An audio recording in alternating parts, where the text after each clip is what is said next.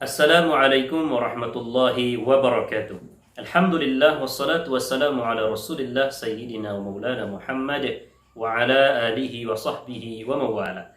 Saudaraku para pecinta Al-Qur'an yang dimuliakan Allah Subhanahu wa taala, apabila nun mati dan tanwin bertemu dengan huruf hijaiyah, maka akan lahir beberapa hukum-hukum tajwid.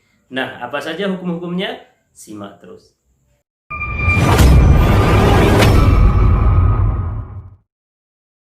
Sebelum kita memulai materi pembahasan, jangan lupa subscribe dulu bagi teman-teman yang belum subscribe channel ini dan klik loncengnya agar teman-teman tidak ketinggalan informasi terbaru video yang kami bagikan. Sebelum kita membahas apa saja hukum-hukum nun sukun dan tanwin apabila bertemu dengan huruf hijaiyah, perlu juga bagi kita untuk mengetahui apa itu nun sukun dan apa itu tanwin. Nah, nun sukun adalah nun yang tidak berharakat, baik berharakat fathah, kasroh, ataupun dhammah. Sedangkan tanwin juga sama, dia juga adalah nun sukun, hanya saja nun sukunnya tidak tertulis. Secara bacaan, bunyinya adalah bunyi nun sukun, tetapi secara tulisan, fathatain, kasratain, dan dhammatain, atau dua fathah, dua kasrah, dan dua dhammah. Namun, secara bacaan, dia dibaca dengan nun sukun. Coba perhatikan beberapa kata berikut ini. Kitaban.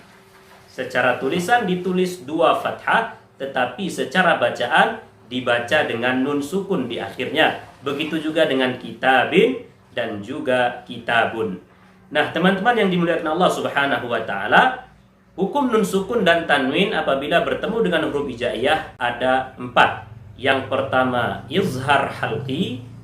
Ya, izhar halqi yaitu ketika kita membaca nun sukun dan tanwin yang bertemu dengan huruf izhar, maka bunyi dari nun sukun dan tanwinnya terdengar jelas. Seperti misalnya sami'un alim, minha, man amana. Nun sukunnya dan tanwinnya terdengar dengan jelas. Inilah izhar.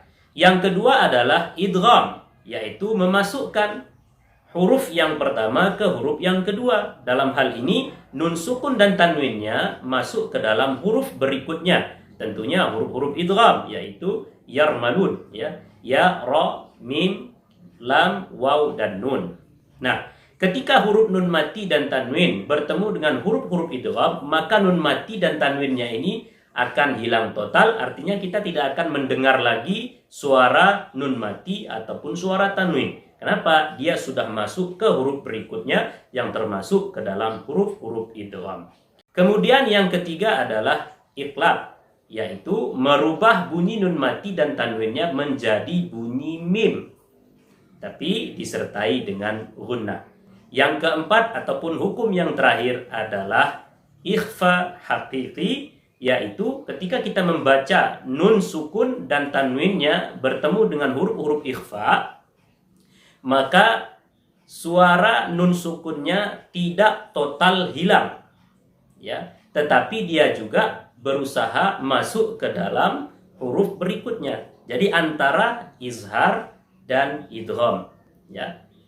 Teman-teman yang dimuliakan Allah Subhanahu wa taala, untuk lebih jelasnya maka jangan lupa seperti yang saya bilang tadi, subscribe channel ini dan klik loncengnya agar teman-teman tidak ketinggalan informasi video terbaru berikutnya. Karena di video-video berikutnya kita akan bahas tuntas apa itu izhar halqi, apa itu idgham, apa itu iqlab, dan apa itu ikhfa hakiki. Mudah-mudahan video ini bermanfaat untuk kita semua. Jangan lupa subscribe, like, komen, dan share. Hadanallah wa iyyakum ajma'in. Subhanakallahumma wa bihamdika asyhadu an la ilaha illa anta astaghfiruka wa atubu ilaik. Wassalamualaikum warahmatullahi wabarakatuh.